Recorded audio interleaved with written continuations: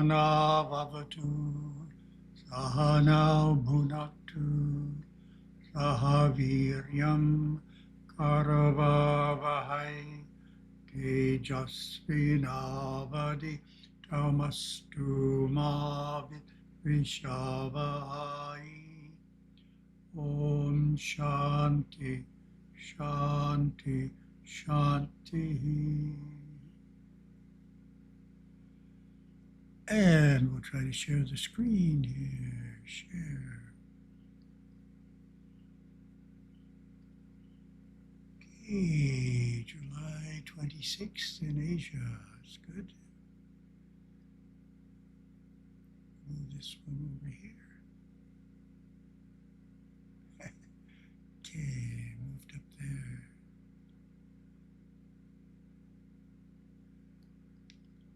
Little background noise today. We're cleaning our quartzite pathways.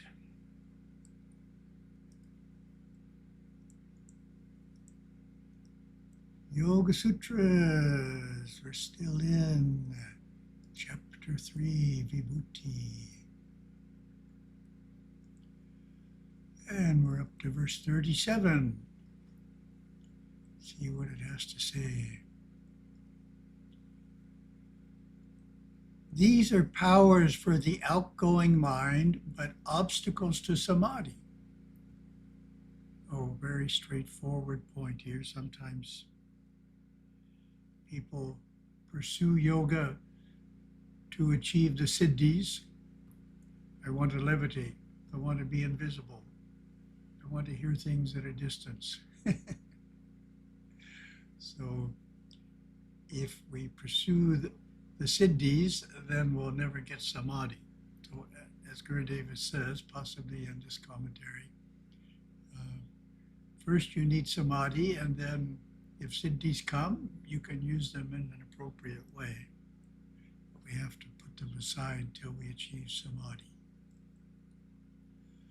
And my commentary. Patanjali has given a caution that is widely repeated in Hindu texts, that all such enhanced sensory powers, regarded as beguiling and desirable by those living in the external mind, are for the true yogi recognized not as achievements but as distractions to his true purpose on the yoga path. Though they may arise spontaneously, they are not to be pursued, for they have the power to entangle one in the mesh of worldliness. Gurudeva advised, therefore, before Parashiva, we should not seek the siddhis. After Parashiva, through samyama, we keep the siddhis we need for our work. Straightforward. And Gurudeva's commentary. Realizing Parashiva gives you great power, but to use that power very sparingly or not at all is a greater thing to do, because the power itself works of its own accord. Curiosity is the final thing to leave the mind, which it does after self-realization. The curiosity of things goes away. Of siddhis, for example, we no longer want power because we are power. Non-power, unusable. And we don't have the yearning for Parashiva anymore. We don't have the yearning for the self. And Satchit Ananda is now to us similar to what the intellect used to be. So that's a nice way of looking at Satchit Ananda. Eventually it can replace our rather limited intellect. Works well sometimes, other times it gives us the wrong answer. It's like AI. If we want to go to a far-off place, we go into Satchidananda and see it.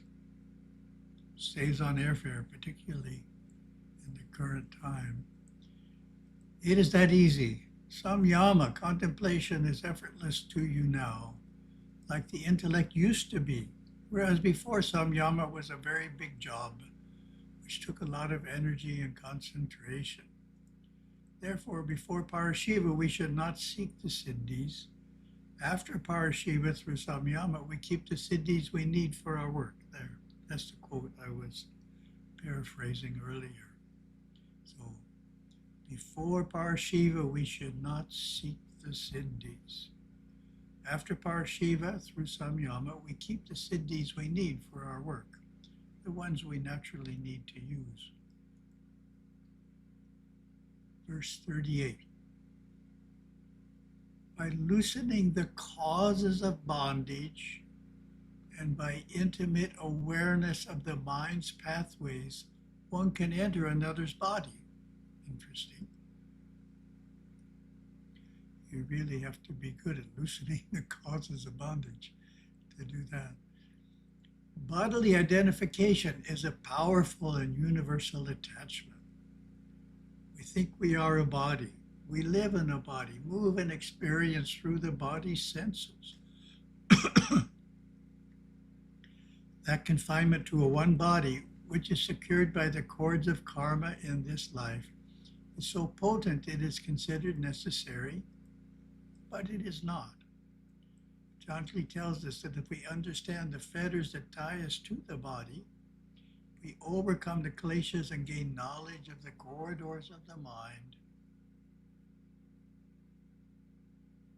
how it travels, we can free ourselves of the self-imposed limits to the mind's travels and move in non-physical spaces. We can even enter another body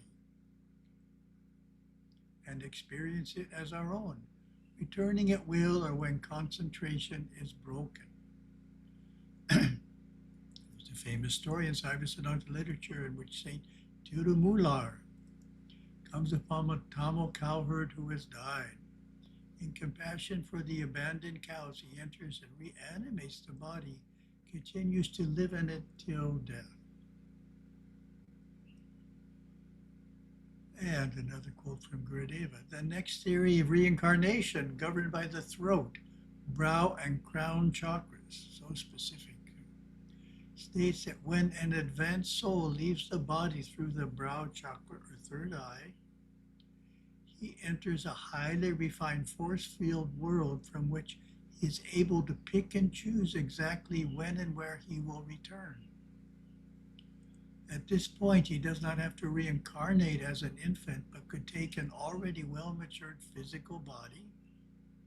In such a case, the soul inhabiting the body would have karmically ended this life and be involved in the reincarnation process, either dead or preparing to die. The advanced yogi would flow his awareness into the nerve system of the body, revitalizing it with the spark of his will and consciously bring it back to life. Interesting. Verse 39. Mastery of Udana brings ascension and non-contact with water, mud, thorns, and such. Commentary. 5 pranas control the life force of the body, 5 main ones. Of these, the Udana Nadi raises life force upward and into the head. By controlling this prana, the yogi can lift the body itself, levitate in defiance of gravity. Practically speaking, he attains the ability to avoid the dangers and discomforts of water, mud, thorns, and other impediments. The second interpretation of this ascension is that the yogi's extraordinary control of the forces of the body and mind allows him to rise at the time of death to the crown chakra, leaving through the Brahma Randhra, thus exiting physical existence, never to return. Such is interpretation. One verse means quite different things to different interpreters. And Gurudeva, interesting title here, Exiting the Body. After Nirvikalpa Samadhi is attained and perfected so that the Mahayogi can go into it at will, he leaves the body consciously through the door of Brahman, that's the top of the head, the center of the Sarasvara chakra, above the pituitary gland at the top of the head. This depends on whether or not the golden actinic causal body, which has been developed after self-realization, is mature enough to travel in actinic force fields on its own. Really mystical statement there.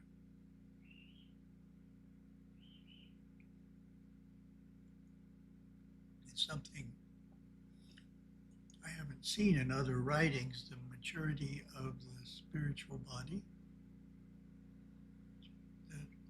That's the purpose of all of our sadhanas, is to mature the spiritual body so that it can do this, so that it can exist in the actinic force fields on its own. It doesn't need a physical or astral body.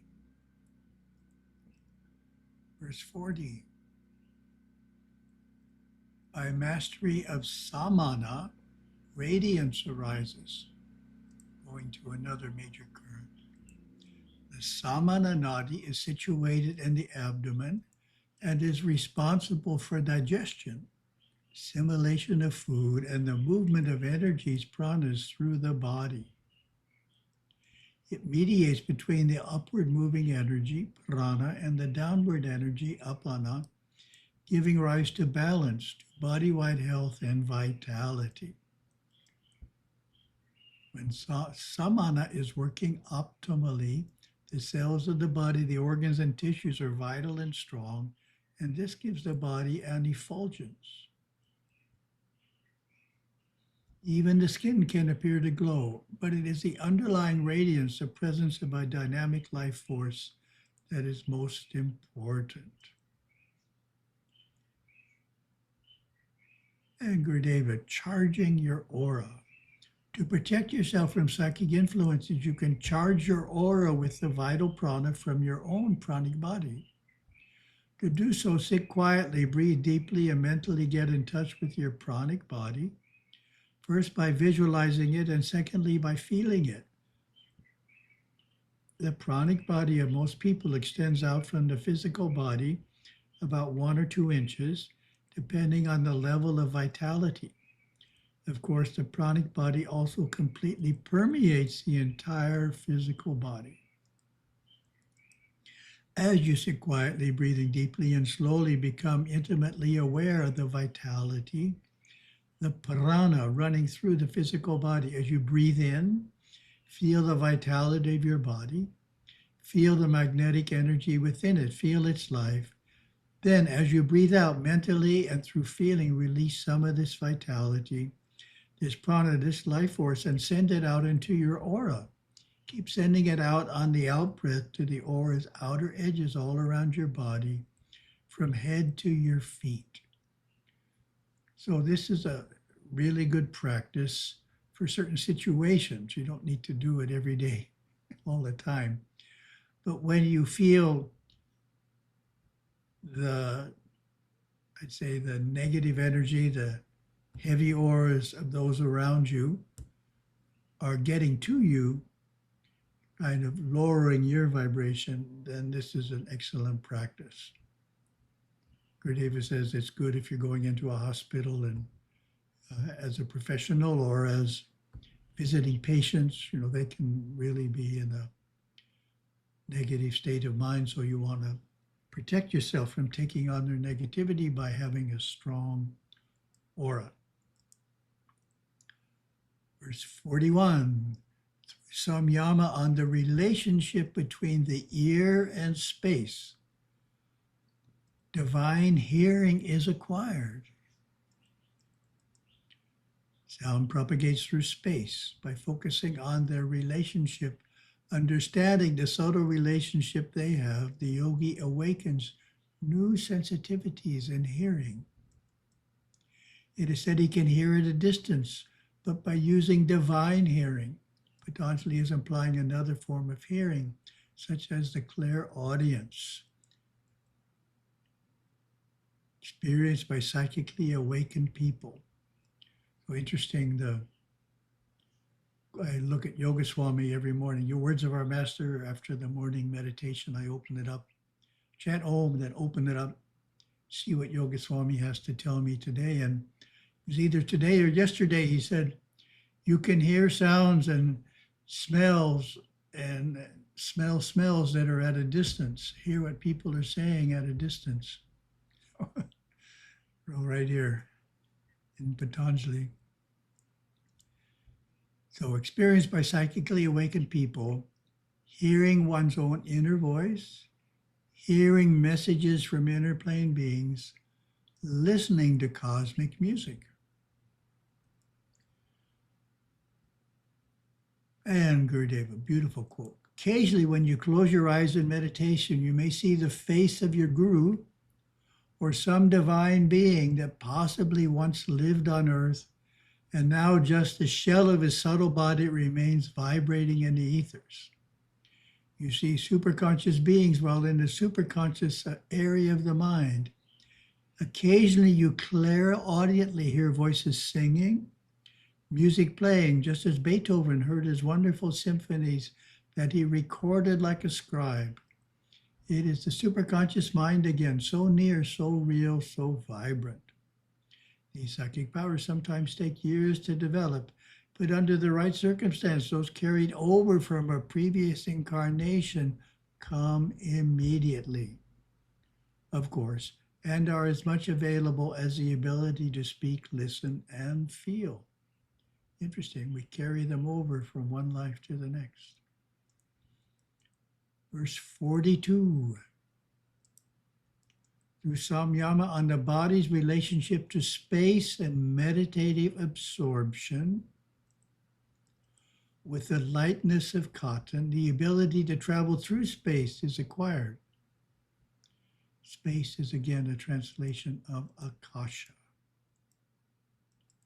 Patanjali speaks here of samapatti, the advanced form of meditation in which the yogi so perfectly loses himself in the object of his contemplation that the observed and the observer are not different. By so meditating on lightness, as with a cotton ball, and its relationship with space, an advanced yogi is able to travel through the sky, akasha. The Yoga Sutras present many siddhis that can be interpreted as literal supernatural abilities or as metaphors for profound spiritual achievements. Interpretation may depend on one's philosophical perspective and understanding of yogic practices. The point I made before.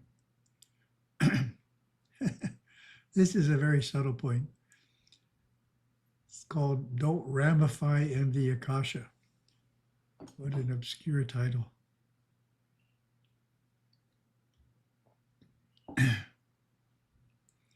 In the Akasha, what does that mean? It means looking into the realm of colors and sounds and seeing what's there. In the Akasha, he would be able to go into all sorts of psychic phenomena. We don't want that. We don't want to utilize the Akasha in that way, because then we cause the growth of gross matter in the subconscious mind, which is capable of imprinting into the Akasha things that we want to happen. Then we would go into the Akasha and see them. We will see those forms change shape from what we have from our own subconscious imprinted in the subconscious. And through the power of the light, it takes form in the Akasha. We can have a little world of our own going around on the inside. That is called psychism or occultism. We don't want that. Nor do we want to tune in with anybody else who is also in the Akasha, because that leads us away from the purity of yoga. So if you're in the Akasha, you're not supposed to make friends there. Stay inside yourself. Verse 43. Through the real external mental projection called the great out-of-body experience, the covering of the light is destroyed. Interesting. In modern times, the out-of-the-body experience is being avidly studied, with thousands of documented cases in the record. Patanjali did not have the advantage of such research. but spoke knowingly of the possibility of detaching awareness from the body and seeing them clearly as two distinct entities. There are two ways we project the mind outside the body. The common one being watching a film or reading a book, which are imagined experiences, and the unfabricated or real projection, which happens, for instances, in an out-of-body experience. The yogi, from the vantage point of non-embodied awareness, gains a great insight, becomes convinced of the truth, I am not my body. This has a profound effect on him, removing the misconceptions that have driven him until now, essentially removing the veil of ignorance that is there heretofore hidden the light of the mind, freeing him to see that light at will. Removing the covering of the light fundamentally refers to the removal of the kleshas and karmas which shroud the mind's natural sattvic effulgence. And Gurudeva, using our astral body. As we can walk and talk using our conscious mind and our physical body as a vehicle during our waking hours, so can we walk and talk using the duplicate of the physical body, our astral body of the subconscious mind, during the hours we are asleep. When we are in the astral body and the subconscious world, other people are also in that world, and forms of communication take place as in the physical world. It's just that most people don't remember them very well. They happen more often than you would think.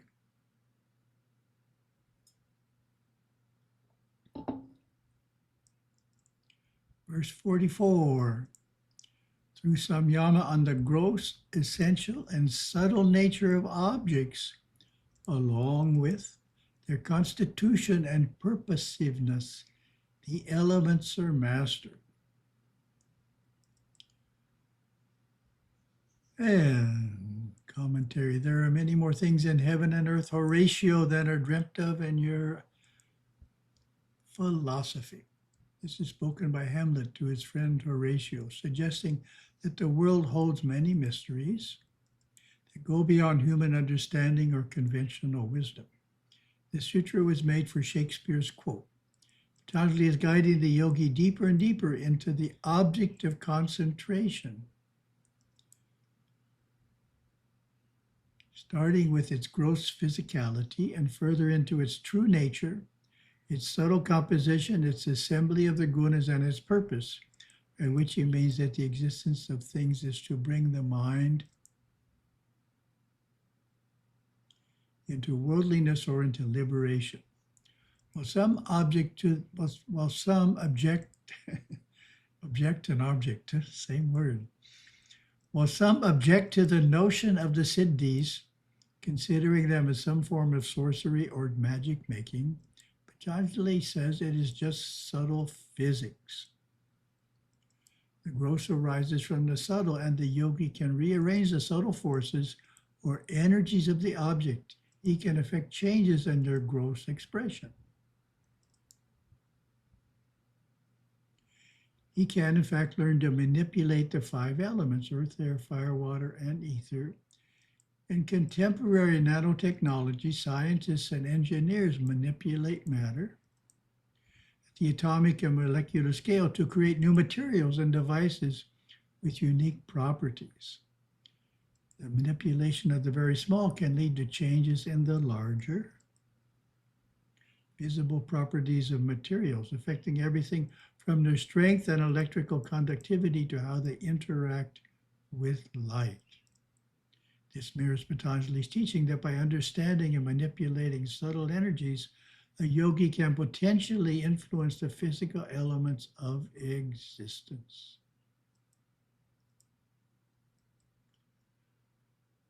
And Gurudeva's quote here, when you worship the God in the temple through puja and ceremony, you are bringing that divinity out of the microcosm and into this macrocosm. You supply the energy through your worship and your devotion, through your thought forms and even your physical aura. Really important point. You are important when you're in the temple. All the devotees are important. Why?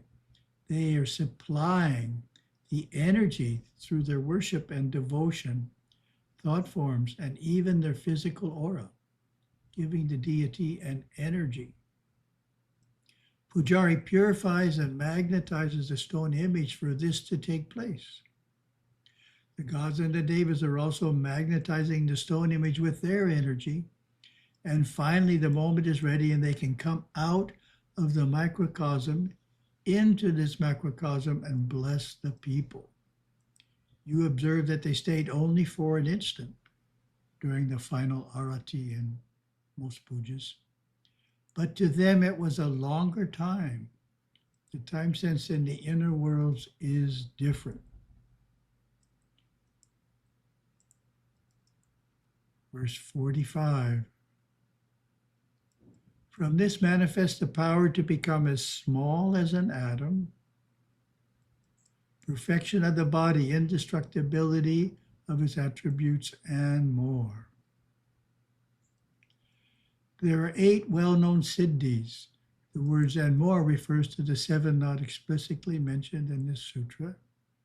To that list of 8, Patanjali adds bodily perfection, meaning perfect physical functionality, freedom from disease and decay, and being indestructible, immune to injury. Gurudeva, through the millennia, Nadas have been conveyors of esoteric knowledge and wielders of siddhis, powers of the soul. Nada siddhas, delve, meaning the people, siddhas or siddhars, delve deep into the mind, invoking Shiva's grace, controlling the Kundalini Shakti. They worship with full heart and mind the Lord of Lords, Shiva, and in yogic contemplation, experience identity in his being. Verse 46. Perfection of the body includes graceful form, strength, and diamond-like firmness. In the previous sutra, the sage mentions the siddhi of a perfect body, and here is giving the 3 features which such a body possesses. And Gurudeva. Great knowledge is being developed in our Dravidian monasteries on the 5 great winds of the physical body to aid in its refinement so the self can be realized. Various forms of yoga are practiced to quiet the animal nerve system, mature the inner bodies, and seek the self. So this is a quote from the Marian Scrolls. Well, thank you very much for all of Patanjali.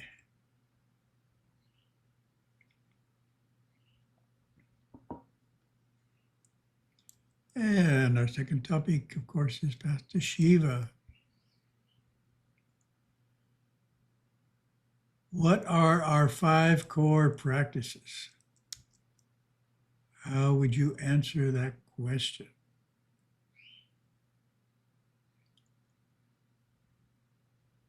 Five core practices. Pancha.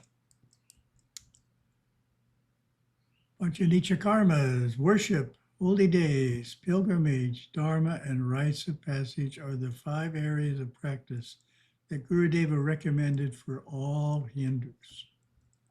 In Sanskrit, they are called the Pancha Nitya Karmas. First and foremost is daily worship, upasana.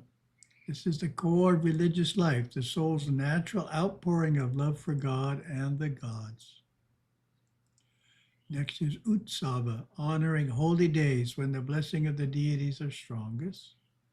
We join with family and community in ceremony and feasting during the major Shiva, Ganesha, Murugan festivals each year.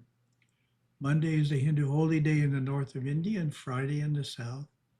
On this day, we attend the temple, clean and decorate the home shrine, and spend extra time in prayer, japa, and scriptural study. These are not days of rest. We carry on our usual work. Pilgrimage, Tirtha Yatra, is our third area of practice. At least once a year, we make a special journey to a holy place. It is a complete break from our usual concerns, during which God, gods, and gurus become the singular focus. These three forms of worship, daily puja, holy days, and pilgrimage, help us manifest our inner perfection in our outer nature. Our fourth area is Dharma, living an unselfish life of duty and good conduct. Here the yamas and niyamas are our guide. Dharma includes being respectful of parents, elders, teachers, and swamis. Fifth area of practice is rites of passage, called samskaras. These are personal ceremonies that sanctify and celebrate crucial junctures in life from birth to death. First major samskara is the name-giving rite. Others follow, including first feeding, ear piercing, beginning of formal study. As an adult, the most important ceremony, of course, is marriage. At death, the soul is released from the body during sacred funeral rites. Rites of passage draw us to special blessings from the devas and deities, society and village, family, and friends. Thank you very much.